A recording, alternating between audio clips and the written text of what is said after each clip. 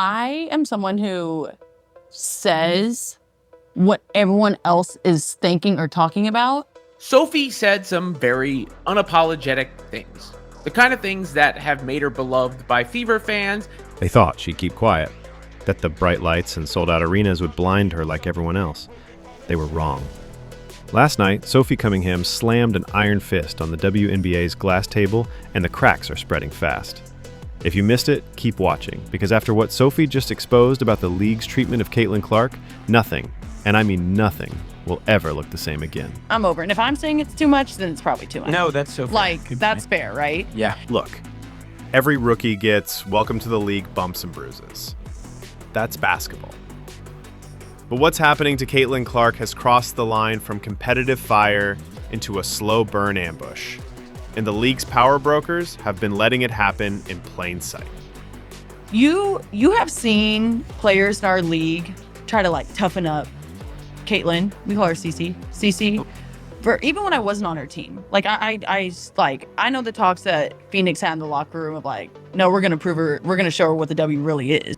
Enter Sophie Cunningham, a 4-year vet, 2-time SEC champion, and the WNBA's new self-appointed bodyguard. One shove, one viral soundbite, and suddenly the league's dirty laundry is hanging on Times Square for 50 million fans to see. I get it to a certain extent, and like every rookie coming into the league, that's how you're going to treat them. But Right. There's just more for her. Sophie comes over. She protects Caitlin Clark in that Connecticut Sun game, throws J.C. Sheldon to the floor. That's when she became a viral sensation. From opening night, Clark was hit with every welcome trick in the book. Full body checks off the ball, forearms across the ribs at half court, sneaky hip slides on drives that sent her skidding across hardwood like a puck on fresh ice. At first, we all shrugged it off. She's the #1 pick. She can handle a little heat. Then we realized it wasn't heat. It was target practice. But so many fans were waiting for somebody to do what Sophie did. Count the receipts. Chicago, hard shoulder inside 2 minutes. Vegas, elbow, no whistle, crowd gasps. New York, double forearm in transition, play on.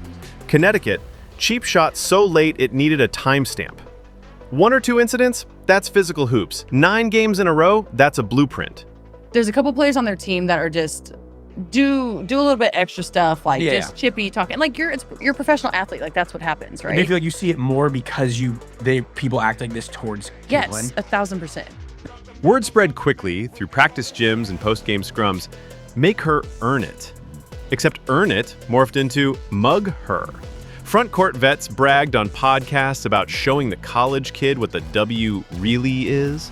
Opposing benches fist bumped when she landed on her tailbone. Refs swallowed their whistles like they'd signed non-disclosure agreements. And still, Clark backed up, dusted off, and splashed 50-foot logo threes that exploded viewership numbers the league had only dreamed of. That's when Sophie Cunningham snapped. No, there's really good, well-known people in our league. I'm not discrediting them. Like we have a lot of badasses in our league. Clark curls around a ghost screen. J.C. Sheldon meets her in midair, no attempt at the ball, sending Clark sprawling. Clark shakes off Sheldon while Mabry steps in and hit her to the ground. The whistle's late and light. The crowd's booing, commentators are hedging. Then, out of frame, Sophie comes storming in. She wraps Sheldon up, yanks her away, bodies up to the entire Connecticut front line like she's unlocking a new enforcer badge in real time. Benches stir, refs panic. The broadcast replay loops on an endless Twitter carousel. Fine? $900 with a small tweet towards referees? Viral impact? Priceless. First, I just tried to like hold her and like put her, like grab her. Just let me explain. Sorry. I know what it looked like.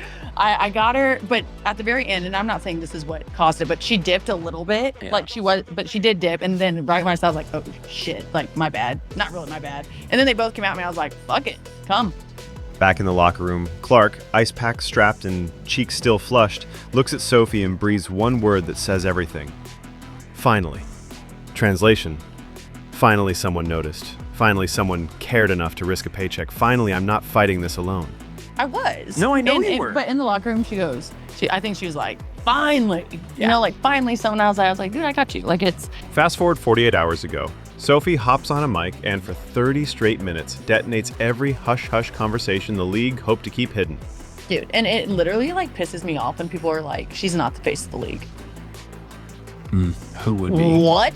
Locker rooms literally scheme to humble her. Refs have a different rule book when her jersey's on.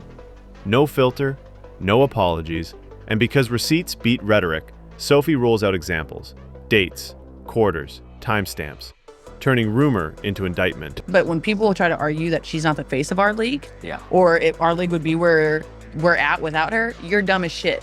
Yeah. You're literally dumb as fuck. I mean, you can't put it any better. That is the truth. Clips cut up like a DJ battle mix. TikTok, 1.2 million likes in 6 hours. Instagram. Sophie the Enforcer edits over WWE soundtracks. Threads of parents posting ticket stubs. We came for Caitlyn, we stayed for Sophie.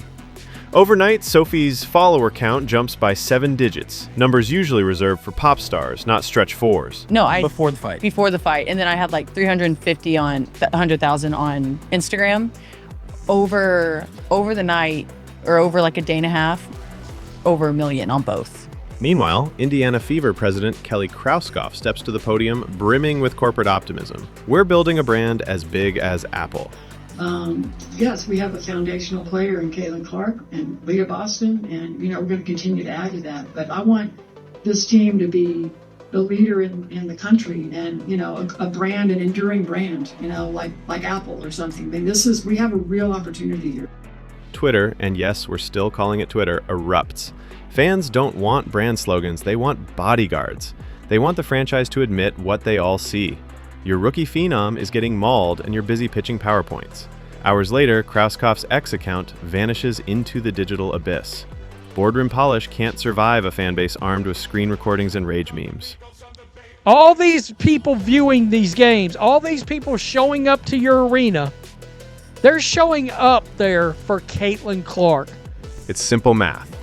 Clark's jersey sales, #1 in the league. Clark's fouls drawn, number 27. Clark's free throw rate, bottom 5 among guards. You don't need a calculus degree to see the imbalance.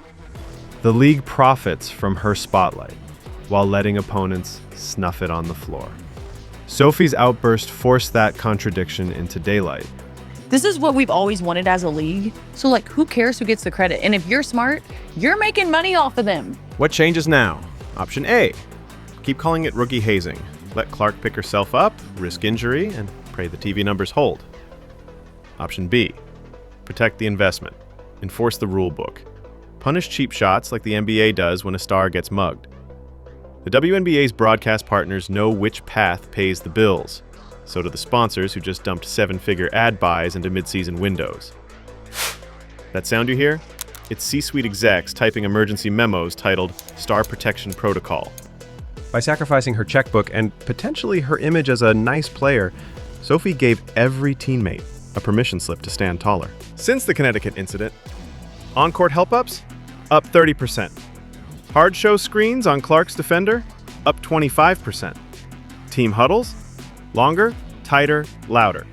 This isn't chemistry. It's camaraderie forged in conflict. Oh, you know what? I'm just gonna be me. I don't go in there trying to predetermine anything. I think the refs had a lot to do with that. It was a build-up for a couple of years now of them just not protecting, the star player of the WNBA. And so, at the end of the day, I'm gonna protect my teammates. That's what I do, and I'm a team player, so it's all good. Publicly, Caitlyn keeps it measured. Classic Midwestern humility.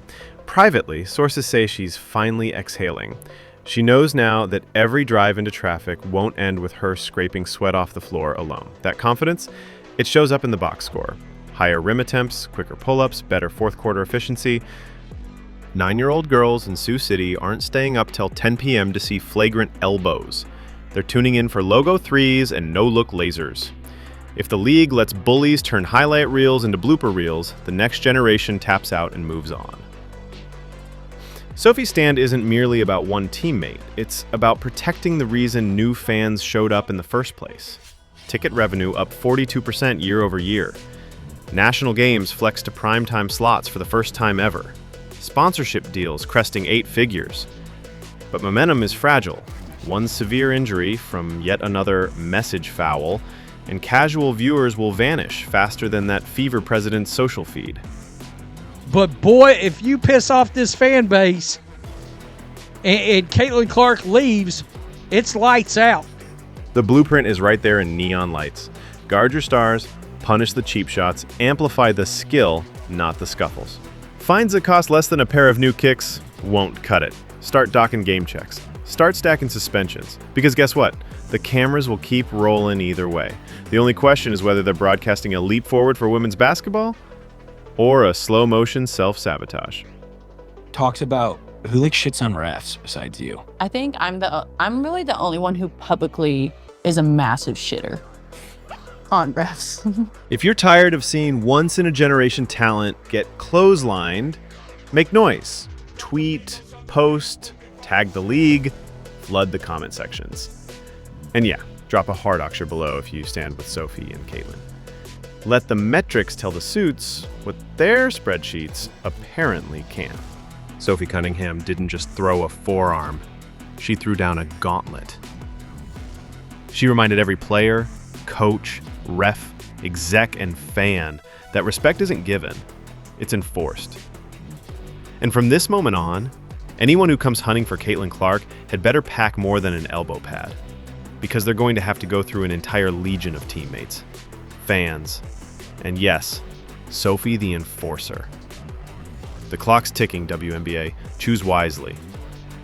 Subscribe for unfiltered truth, highlight breakdowns, and the stories the press releases won't print. New deep dives every week. Don't miss the next one.